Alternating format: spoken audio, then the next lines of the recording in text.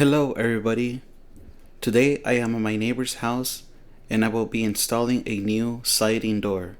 His old door is a single pane and getting difficult to slide open. I purchased this new door at Home Depot. It's made from white vinyl and comes with insulated glass. First thing we need to do is chip away some of the glazing or sealant used when the door was installed. After many years, the material sets in like a rock and it's very difficult to remove. We are chipping away at it with a hammer and chisel, but we will use a reciprocating saw as well. On the inside of the door, any molding or trim attached to the door needs to be removed so that the blade from the cutting tool can be inserted.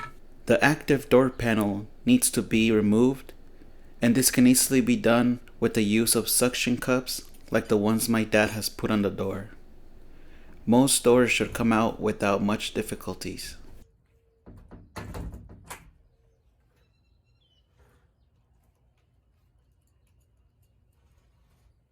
In this clip, I'm trying to get through the glazing using a knife and other tools, but the material is just way too hard to be cut away like this. So I decided to pull out the reciprocating saw and carefully and slowly cut around the door to free the frame from the wall. I do this for all sides and above the frame as well, and we start to pull out the frame. The door frame was free on all sides except for the floor. Some of the screws are hitting along the track, and so we struggled to get the frame out.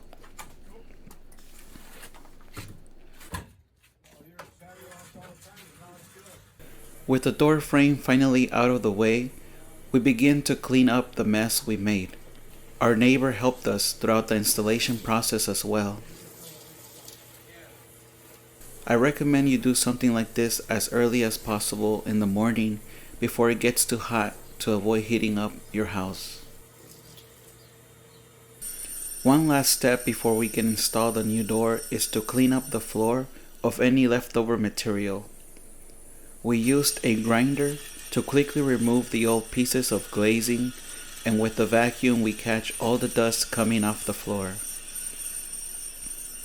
With all that done, we can finally begin preparing the new door. The new sliding door we have comes with plastic fins on the sides that is used for installing them in wooden frames.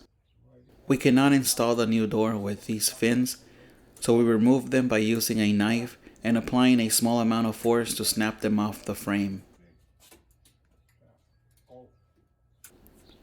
After this, we can finally get the door into position. I hold the door in place while my dad measures the open space. A piece of wood will be installed to fill in this gap. We remove the door and we head back home to prepare the wood that we need. Back at our house, I didn't get a chance to film us working on this piece of wood, but it's basically just one long piece that goes from one side of the door frame to the other, and we anchored it using concrete screws. We used another piece of wood as well to keep it in place while we anchored it to the concrete walls. It's important to note that this piece of wood does not provide any support at all to the door. It's simply there to fill in the gap. The exact size of the wood we used was a 4x4 pine stud with another thinner piece attached to it. So now that we have our wood prepared for this gap, we tried to install the door, but our measurements were slightly off.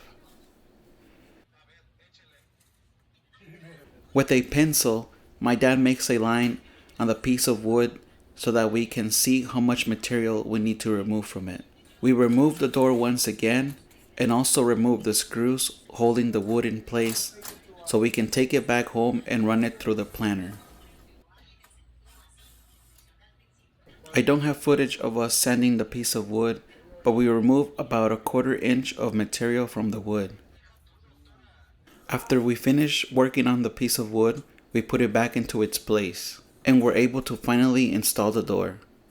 We have the gap on top covered now, but we also need to add a piece of shim on the sides to fill in the space. Next, my dad makes small pilot holes on the frame of the door so that we can use a larger drill to drill into the concrete block to anchor the frame with concrete screws. We do this on top, bottom, and the middle of the frame as well. After it's anchored to the wall, we check with a level to make sure everything is plumb and leveled. We repeat the same process on the other side as well, and the door frame will be securely anchored to the walls. With the door frame installed, we are going to place a piece of trim over the wood used to fill in the gap. This will give it a nice finished look and can be painted to match the house. Once all that is done, the only thing left to do is to hang the active door panel. These door panels have adjustment screws on the bottom to extend the rollers in and out. I adjusted the rollers and moved them into the door to give me enough space to fit the door into the frame. Once the door panel has been installed, you can adjust the rollers and add any remaining hardware like the door handle and door latch. And finally, to finish this project, we are going to caulk all around the door to completely seal it off.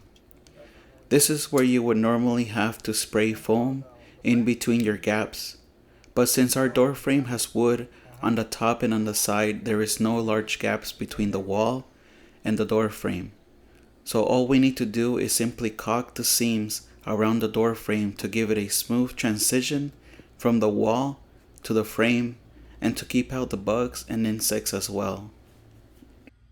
And this is what the final product looks like. Thank you for checking out my video. If you haven't already, please make sure to subscribe to my channel and to hit the like button as it helps to promote the content I create.